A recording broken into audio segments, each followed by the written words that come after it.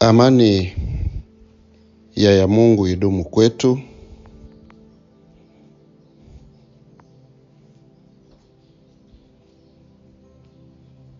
Ndiyo, ndugu jamaa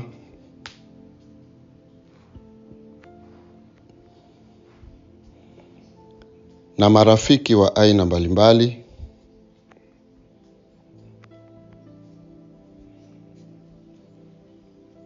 leo tupate somo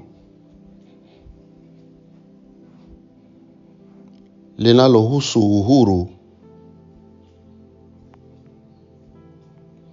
unaotafutwa na taifa ima mataifa,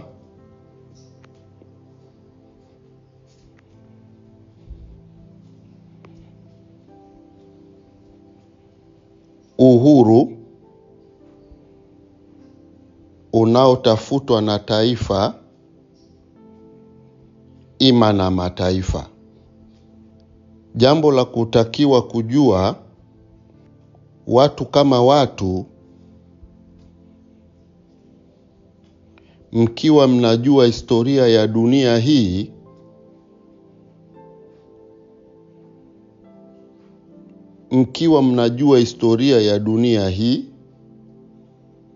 na wengine msojua historia ya dunia hii, jambo la msingi ambalo mnapasa kwanza mlijue, mnapasa mjue kwamba dunia haiwezi kuwa huru kupitia siasa na diplomasia. Dunia ima taifa haliwezi kuwa huru kupitia diplomasia na siasa. Dunia hii ina historia ya wazi kwamba kuna viumbe ambao sio watu walitoka sayari moja kuja kwenye sayari hii, ima viumbe walitoka sayari zingine wakaja kwenye sayari hii ya dunia, na hao viumbe wakaleta maadili kwa watu hapa duniani. Ndio sababu ya mimi kuwaambieni kama raia wa nchi kawaida, muwe mnajua kwamba hakuna freedom inaweza ikaletwa na diplomasia na siasa. Mnachotakiwa kujua, diplomasia nyingi na siasa kwa zama hizi ni mambo yalianzia Ulaya. Hakuna anayeweza kupinga hilo. Diplomasia nyingi na hatua za kisiasa zote zilipangwa Ulaya.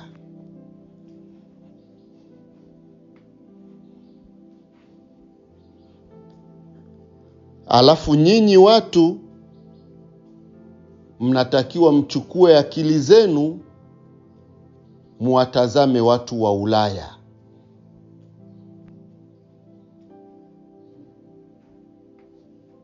Mkiona watu wa Ulaya ni sahihi kwenu kwa 100%, siasa itakuwa ni jambo sahihi. Mkiona watu wa Ulaya ni wabaya kwenu kwenye baadhi ya vitu waliowahi kuvifanya kwenye maisha yenu, maana yake mnatakiwa mjue kwamba mmeshika vitu vibaya baada ya nyie kushika mitindo yao.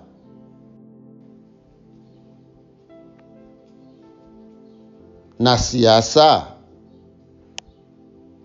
na diplomasia ni vitu vilipangwa na viumbe hawa wa ulimwenguni unaowasikia walioleta imani mambo leo.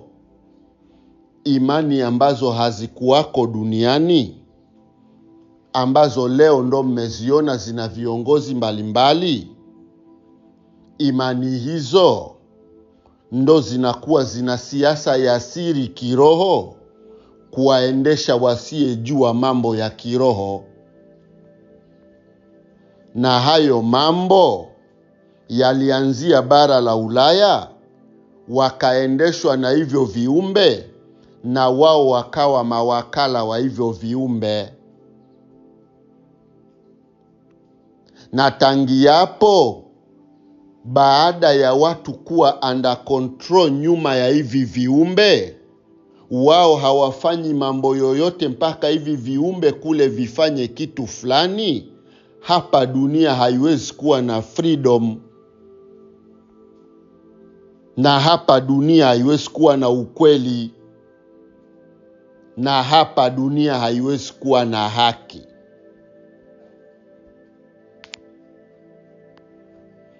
Kwa hiyo ambao mko mbio mnaitafuta haki, ambao mko mbio zaidi mnatafutana na uhuru ima freedom, mwe mnajua freedom iko mbali kupitiliza. Iko mbali na nyinyi kupita kiasi. Leo hii kuna jambo mnajifanya kulifumbia macho. Watu wa Afrika Mashariki na Kati, mnalifumbia macho neno lililosemwa kwenu la umoja. Nami nilichukua masomo yanayohusiana na umoja ni yapi, na nikanadi kwenu. Nikasema umoja hauwezi kutokana na siasa. Umoja hauwezi kutokana na diplomasia. Umoja hauwezi kutokana na imani zilizotoka ulimwenguni kuja duniani. Yaani imani hizi zilizokuja na mithili za malaika, majini na viumbe mbalimbali ambao ni vamizi wa dunia, imani hizo ndio chachu iliyoanza kuiharibu ile Ulaya. Ile chachu na ile zambi ndo inatembea kwenu pasina kuiona inawasaga vipi. Mmebaki hapo mnaumana meno, mnamalizana, mnafungana kwa sababu ya vyama vyenu vidogo vidogo. Hivi vyama vyenu vyote vimevoundwa ni vyama vidogo vidogo na vina mitazamo midogo. Nikiongelea nchi ya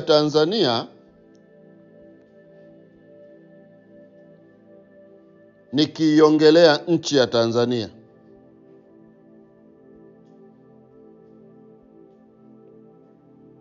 kuna lugha hiyo ya kwamba tuna amani,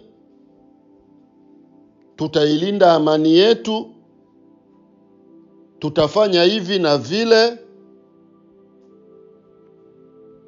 Lakini la kujiuliza,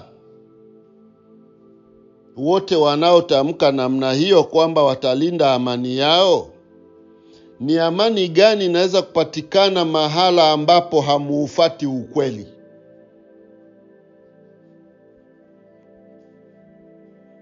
Hiyo ni amani gani ambao huwa mnaiongelea kwamba ya watu wachache waweze kuishi wanavotaka, wengine waishi kwa shurba, alafu unasema wewe kwamba unataka uitafute amani ya nchi? Unaipataje? Alafu mambo ambayo yanatakiwa yawekwe wazi, elimu yake ielezwe kwenu, mjue kuwa haya mambo ndiyo athari ya dunia, mnayakimbia.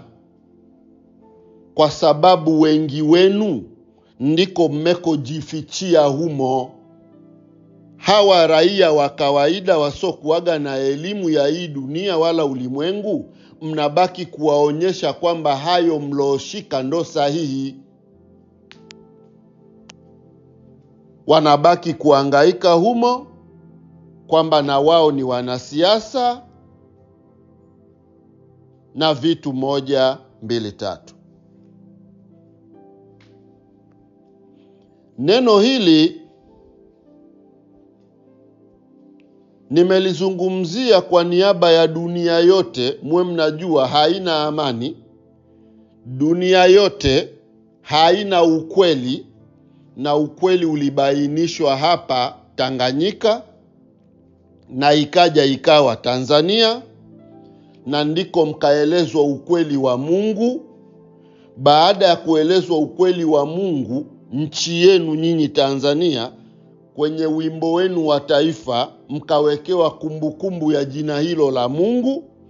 Nami mcha Mungu sasa ndio nakuja kuzungumzia ucha Mungu na Mungu ni yupi. Mimi sasa nakuja kukuambia Mungu aloabudiwa zama zote na wazee wetu kabla ya imani mamboleo hazijaja. Mungu alokuwa anaabudiwa na wazee wetu zama zote alikuwa ni Mungu mwenye vyote, ambao tafsiri yake nimeichukua, nimeiweka kwenye halaiki kwenu. Lengo la kusema yale ambayo hata kwenye mtandao wa YouTube nimeyaweka hapo. Ukiandika jadi yetu unayapata. Ukisachi tu ukasema jadi yetu kwenye simu yako unayapata mafundisho yale, na unatokea kujua kwamba dunia hii imefanywa nini mpaka hapa ilipo.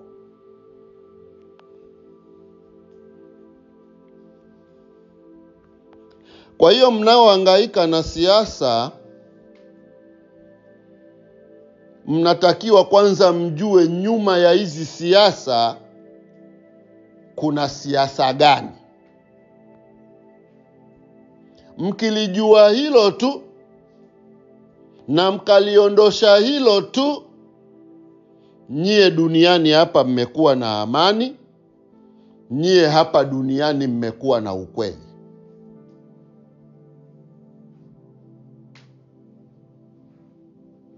Mwalimu wa kuelezea mambo ya Mungu dunia nzima ni mimi ninayekueleza hapa.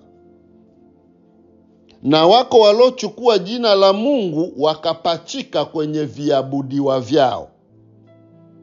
Hivyo viabudiwa havikuwaga Mungu, ila wakaviandika kwenye vitabu kuwa na vyenyewe ni Mungu. Unatofautishaje kuwa vile viabudiwa si Mungu? Ni maelezo yangu na maelezo ya viabudiwa hivyo. Watanzania mlikutwa mnajua Mungu huyo, Mungu asiyekuwa na matabaka katika kumwabudu. Jambo hilo likafanyiwa figisu kwa sababu halikupita kwenye mashule yoyote watoto kusomeshwa.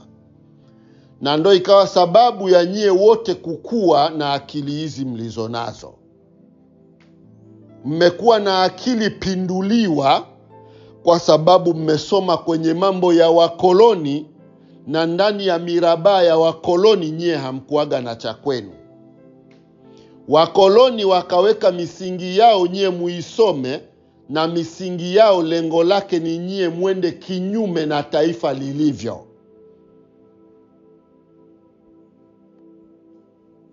Nyinyi muende kinyume na taifa lenu, muende kinyume na bara lenu.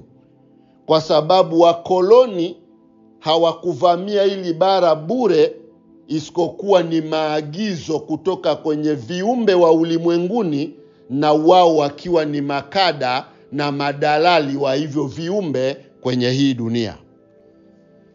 Ndio maana nimechukua nafasi hii ya kuongelea swala zima la siasa. Anayesumbuka na siasa ya sasa, anayesumbuka na diplomasia ya sasa,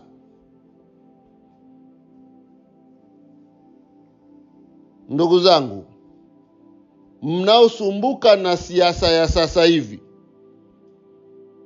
mnayesumbuka na diplomasia iliyovikwa kwenu, mambo yote mnayoyasoma ni mambo ambayo hayawahusu. Mnasoma mambo ya wenzenu. Mkikaa nyinyi kujitafakari, kwa nini wao wasome ya kwao, nyinyi msome ya kwao? Kwa nini na nyinyi msisomi ya kwenu na kisha nanyi mkawajulisha ya kwenu na wao wakayajua ya kwenu? Kwa nini miaka yote nyinyi ndo mkaage mnasoma ya kwao na wanainvesti kwenye mambo mbalimbali, nyinyi msome mambo yao? Nini mnaelewa ndani ya kitu hicho? Mlojaliwa akili hapa mtanielewa, kwa sababu huko ni mbali sana kupitiliza. Akili yenu imemezwa na siasa za vyama hivi mnavyoviona leo. Hivi vyama vingi vinavyotafuta freedom ya aina mbalimbali vinafanya mambo mazuri, kwa sababu vinaweka ile mitikisiko ya kujua mmechengeshwa wapi. Lakini mjikumbushe, hivi vyama tena vina dhamana nyuma ya watu wale wa Ulaya.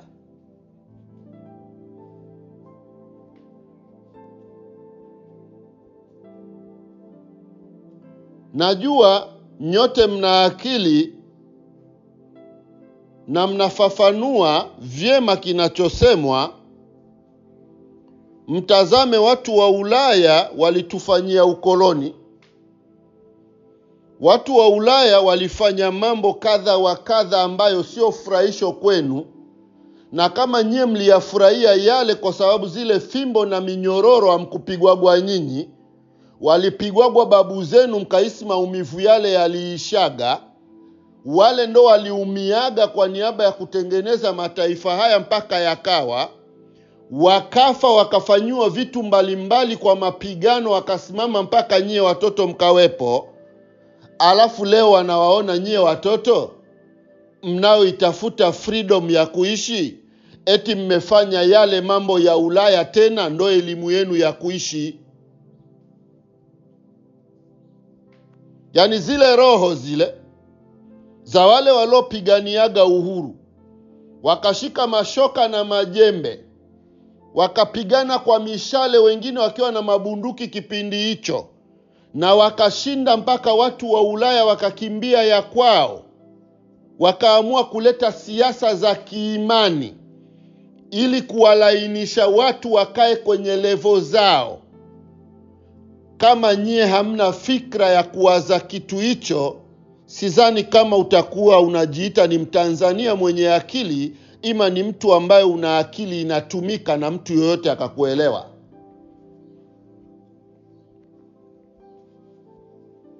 Kama huna uwezekano wa kulifikiria hilo, kwamba hawa watu wa Ulaya walichokifanya mkafanya ni historia tu ya kawaida, kwa sababu zile fimbo, minyororo, mambo mbalimbali walofungwa wazazi wetu kule nyuma, yale hamkufungwa nyinyi, ndo maana hamkuona maumivu yake. Mmekuta yanaandikwa kwenye habari, kwa hiyo unaona ni picha tu ambayo haina maumivu.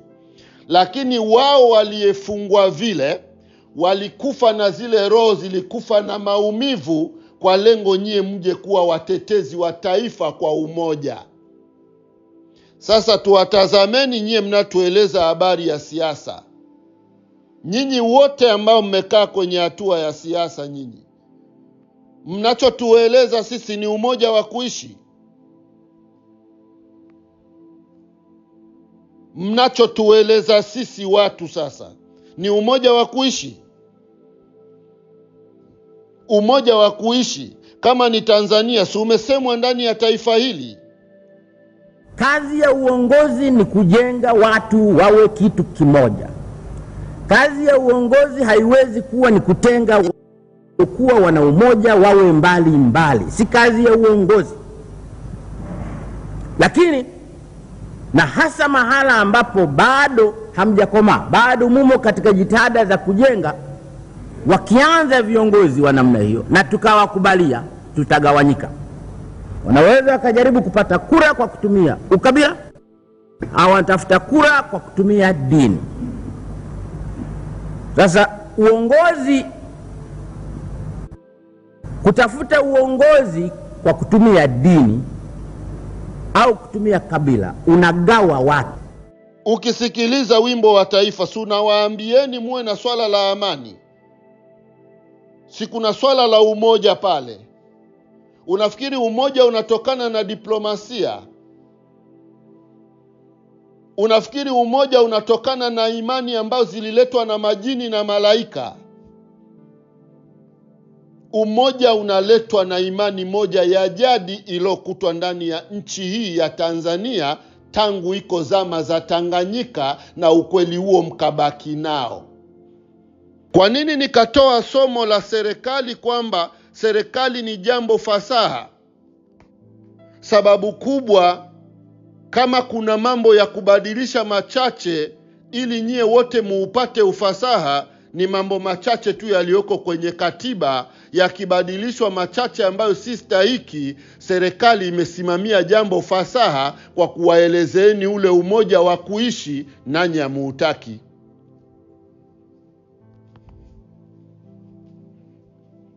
Kwa sababu kama hamjui, kuna serikali ambayo ni maandiko yanayofuatwa kwa maana ya katiba, alafu kuna watumishi wa serikali, ndio nyinyi ambao mnakaa kuyatumikia yale maandiko.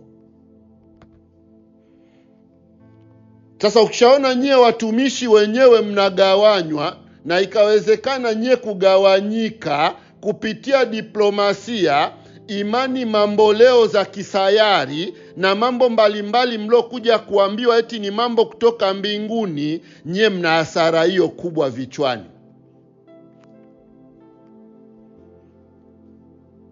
Mna hasara kubwa hiyo vichwani. Na huwa mnatazamwa kwenye miweweseko yenu, mitaabiko yenu, mihangaiko yenu inaanzaga kwenye nyakati hizi za uchaguzi. Kwenye wakati wa uchaguzi, kwa sababu mnajua ndo mnataka kwenda kukitaka kile kiti cha kukaa kuendelea kuwaongopea wasioelewa, basi mnakuwa mko mbio kufanya kila mtu atumie nguvu zake za ziada, angalau mkipate hicho kiti ili mje muwaendeshe hovyo watu ambao hawajui ukweli wa kuishi. Ndugu zangu, niseme tu ni neno la amani na la upendo kwenu, na la mapenzi pia endapo mtajielewa kimungu. Mnachotakiwa kujua, dunia ilikisha badilishwa mfumo wake na hivi viumbe vya kilimwengu, vikaweka elimu zao ndani ya watoto wa watu. Ndiyo sababu ya nyie hamwezi kukubali utu wenu. Hamwezi kukubali utu wenu, mtapinga na kujipinga, na mtaathiri na kujiathiri, nyie mkijihisi kwamba mnajitetea. Wakati nyie mnapanga kufungana hapa, muwekane jela, muuane, mfanyiane mipango mnayoiendeleza kwenye mambo mbalimbali ya kitaifa, wale viumbe wamekaa wako nyuma pale, wanatazama ile dira yao inakwendaje, kwa sababu nyie mlishapokea mgawanyiko kutoka kwenye diplomasia ya hivi viumbe. Alafu leo hii nyie ndo mmeita hiyo diplomasia kuwa ni imani ya kimungu. Wakati Mungu aliyeumba viumbe hawezi kugawanyika ndani ya viumbe vya aina moja, alafu eti humo Mungu akawa na imani nyingi ndani ya viumbe vya aina moja. Hatua ya kimungu inakataa tangu zama. Hakunaga vitu vya hivyo eti hivyo vitu vikawa ni vitu vya kimungu. Kwa hiyo lazima mjue uchamungu ulikuwa ni umoja wa jadi. Umoja wa kuishi kijadi ninaowaambieni mimi ndo ulikuwaga uchamungu wa tangu zama za wazee nyakati zote hizo.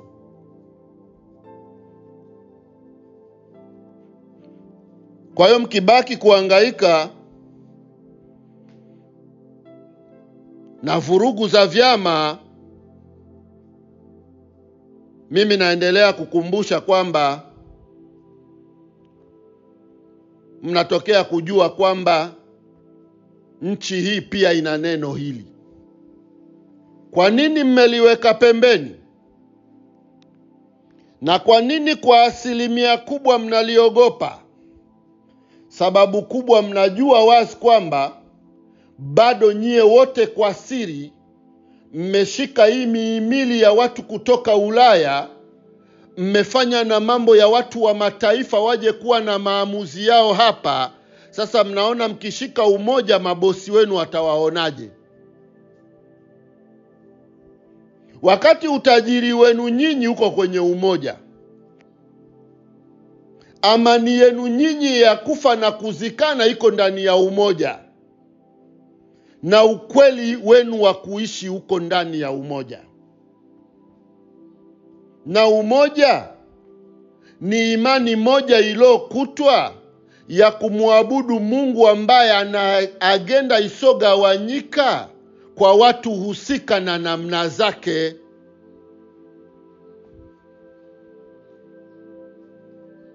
Mtasema mkuambiwagwa?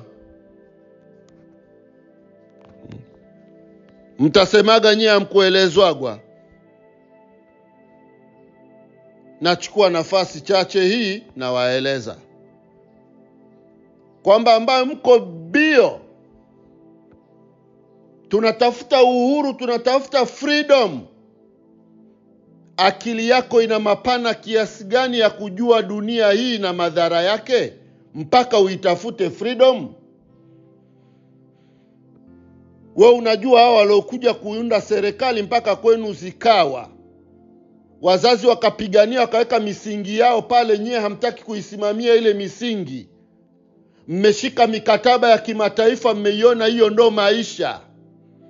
Kwa sababu watoto wenu watakula vizuri, kwa sababu mtaendesha magari mazuri. Lakini hawa raia wapiga kelele, wanafikiri labda uchamungu ni jambo la kuliweka pembeni. Uchamungu ni umoja, ndugu zangu. Yote ambayo unayaona hayazungumzi umoja, hayo mambo sio uchamungu. Mambo yoyote unayoyajua wewe katika dunia ya kiimani ukayaona yanazungumzia mambo ya Mungu mdomoni, huku mambo hayo hayana umoja kwenye mambo husika, uwe unajua hayo mambo siyo mambo ya kimungu. Limechukuliwa jina la Mungu kwa kutengeneza diplomasia za mdomoni, nyie muabudishwe visivyokuwa Mungu, kufata maneno ya wasemaji waliopangwa wakaongopee dunia.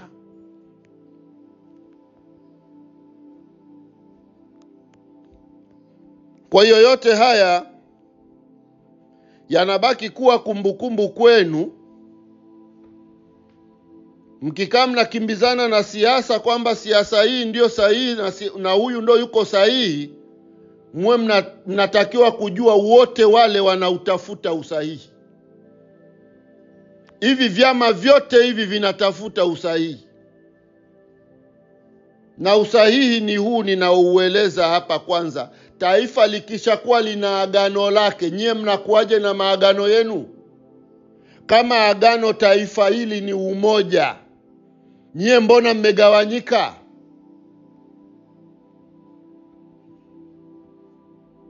Agano la nchi ya Tanzania ni umoja, mbona nyie mmegawanyika? Kwenye diplomasia mmegawanyika, kwenye imani mmegawanywa, kwenye vitu mbalimbali mmegawanywa. Alafu hapo mnasema mnataka kuitafuta freedom, ima muipate amani ya kuishi. Mnaitoa wapi?